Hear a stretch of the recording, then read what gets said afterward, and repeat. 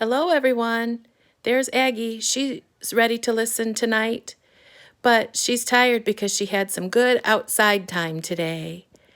And here's our old ones, and here's our new one, Moon Bear's Pet by Frank Ash.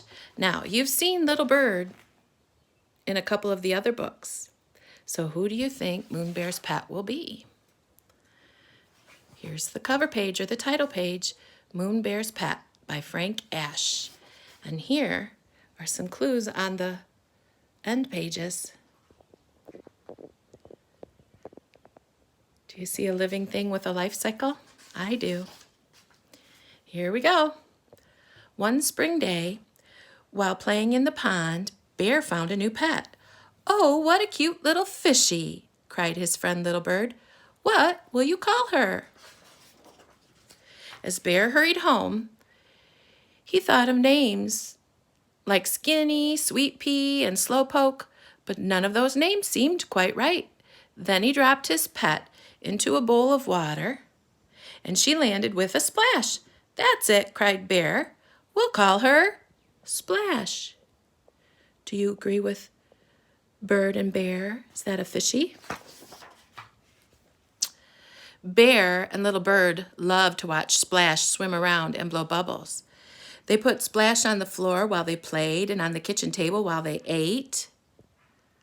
Look what Bear's doing there. Oop. After lunch, they took Splash outside to watch while they worked in the Bear's garden. They even took Splash shopping. Every night after Little Bird flew home to his nest, Bear stayed up late talking to Splash and telling her bedtime stories. Every morning, Little Bear brought Splash a present, an acorn, a seashell, a pretty pebble, or a pink button. As the days and weeks passed, Splash grew bigger and bigger. Did you notice the changes?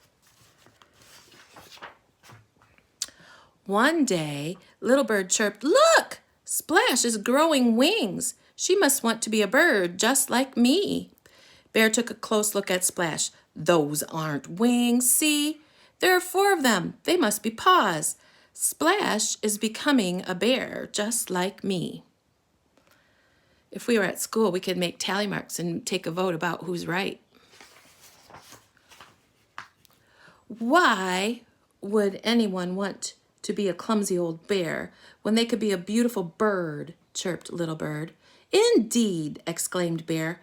"Why would anyone want to be a chirpy sack of feathers when they could be a big, strong bear?"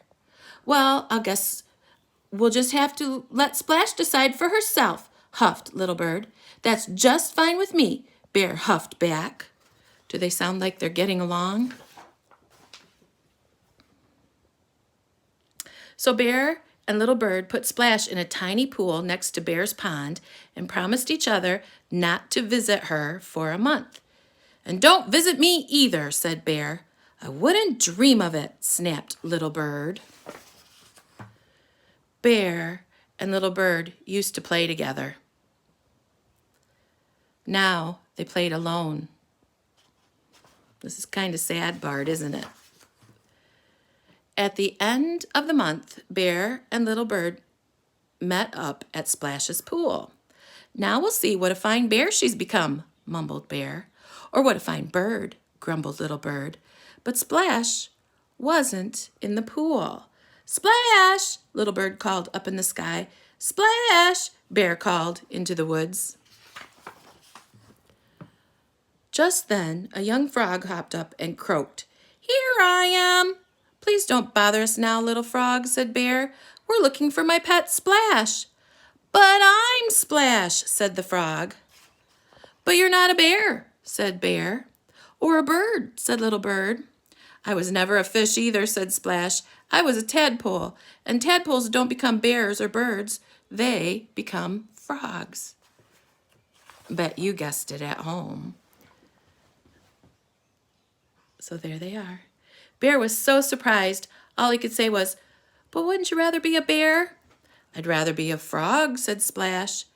"But wouldn't it be best if we were all birds?" said Little Bird. "No," replied Splash calmly. "I think it would be best if we were all friends." Can they still be friends and be different? We're all different. We're friends, aren't we? Bear was silent for a moment. Then he said, "I think she's right." "I agree," sighed Little Bird. "I missed you, Little Bird," whispered Bear. "I missed you too," Little Bird whispered back. "And I missed both of you," cried Splash. "Come on, let's all go for a swim." "Good idea," said Bear. "Great idea," chirped Little Bird, and they all jumped into the pond with a splash. And they all lived happily ever after. Thank you for reading with me.